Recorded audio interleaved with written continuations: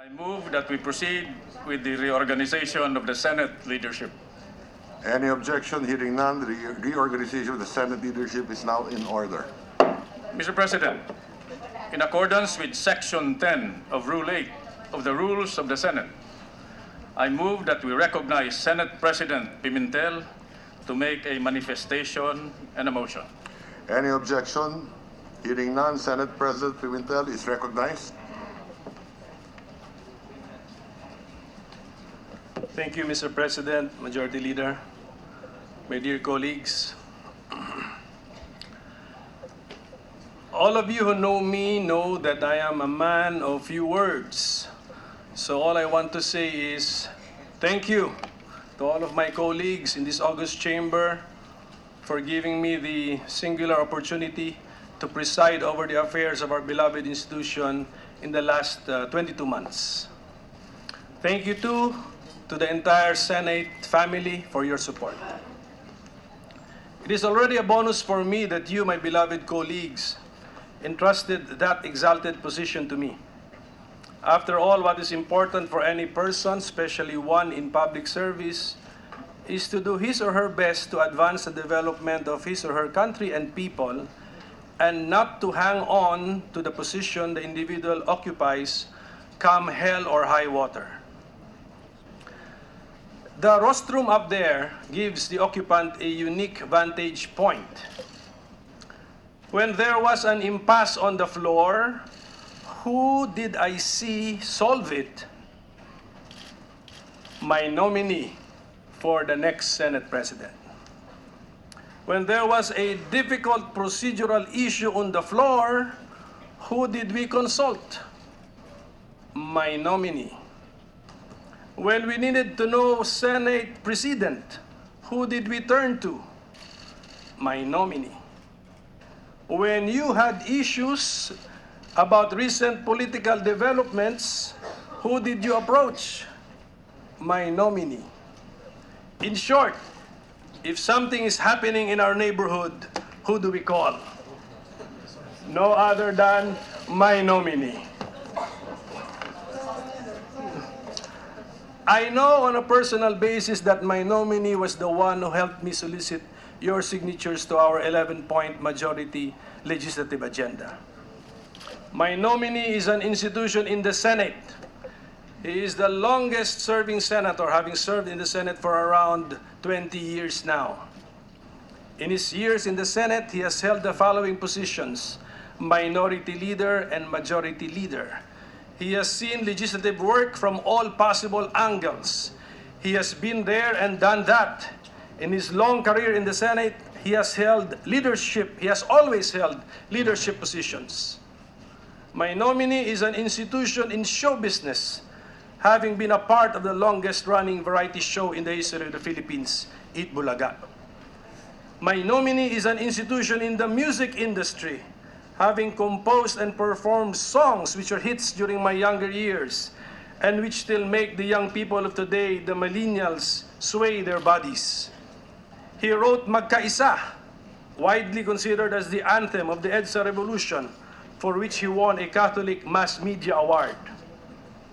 My nominee is an institution in sports. He has represented our country in international competitions in bowling and in golf. I consider him to be the Filipino version of Tiger Woods. My nominee is also an institution in his own political party. Our re-electionist senators will be happy to know that my nominee belongs to a party which is a friend to all parties. I am very lucky that this person volunteered to help me as my majority leader. I was therefore able to work closely with him for the past close to 2 years. I witnessed his professionalism. He is always present, always on time, always prepared. That shows the dedication of this man to his work and also to our institution.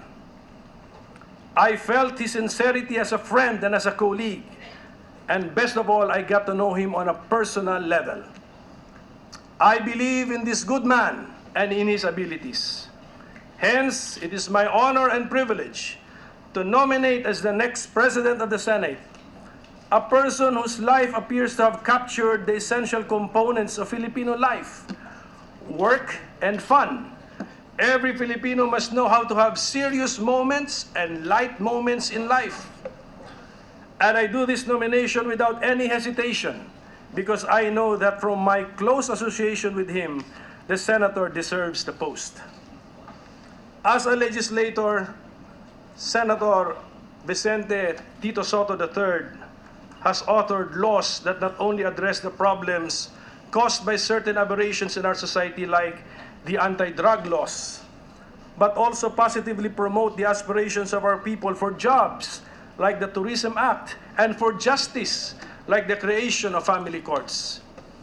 Not only did he author those high objective legislations, he also sought to make life more meaningful for our fisher folk by his pushing for the passage of the 1998 Fisheries Code, and life safer by requiring people using land transportation to use seat belts. These are but some, I can only mention some of the many numerous achievements of my nominee. Some of the down-to-earth laws that Senator Sotto authored and supported for the good of the people. I now quote words of wisdom emanating from my nominee, which I would like to share with our colleagues and the Filipino people. I don't divide my attention among politics, showbiz, sports, or even my family. I weave them all together because I find that only then can I do my best in all of them. Maybe somehow we can use that adage as our own guide in the performance of our work for our people. Hence, my dear colleagues, it is therefore my honor and privilege to nominate as the next Senate President our friend and the people's servant, our Tito Sen, Senator Vicente Tito Sotto III. I so move, Mr. President. Please raise your right hand and repeat after me. Oath taking of the Senate President. I, Vicente C. Sotto III, Having been elected to the position of Senate President, the position of Senate President, do hereby solemnly swear do hereby solemnly swear that I will well and faithfully discharge to the best of my abilities that I will well and faithfully discharge to the best of my ability the duties of my present position, the duties of my present position, and of all others I may hereafter hold and of all others I may hereafter hold under the Republic of the Philippines. under the Republic of the Philippines, That I will obey the laws, that I will obey the laws, legal orders, and decrees legal orders, and decrees promulgated by the duly constituted authorities, promulgated by the duly constituted authorities, and maintain true faith and allegiance and maintain true faith and to allegiance the Republic of the Philippines, to the Republic of the Philippines, and that I impose this obligation and that I impose this obligation upon myself voluntarily, without mental reservation or purpose of evasion. So help me God. So help me God. Congratulations. Thank you, sir.